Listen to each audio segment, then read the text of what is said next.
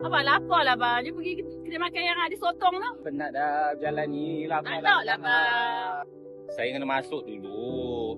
Mari kita tengok kat dalam ada apa. Sana lah bang. Ni. Dek. Ni dah, Dek. Hai, selamat datang. Boleh tengok ke tau? Okey. Okey, ni menu. Saya tengok menu. Sini ada sotong tak? Sotong tak ada. Yang kita ada semua ada kat Mekong ni. Kat sini ada ni je ya. Saya nak minum kopi ais satu. Laksa satu. Saya nak makan apa? Sebabkan tak ada sotong, saya nak makan roti bakar dengan teh ais je lah. Ni je.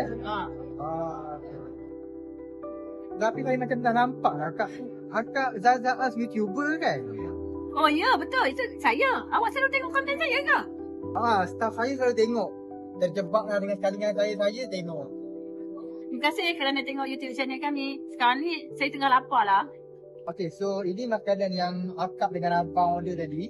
Okay, so by the way, saya tanya lah. Abang dengan akak memang orang Kota Baru ke? Sekarang daripada KL. Jalan-jalan ke Kota Baru. Okay, terima kasih abang dengan akak sebab sudi datang. So, sebenarnya yang abang order dengan aku order ni sebenarnya memang best seller dekat sini lah. And then, banyak lagi sebenarnya best seller. Cuma nanti datang lain kali. Okay, kalau datang Kota Baru, ingatlah kopitiam susu gula tau. Kopi tiang gapo tadi? Kopitiam susu gula. Lain kali, kalau datang Kota Baru lagi, singgah sini tau.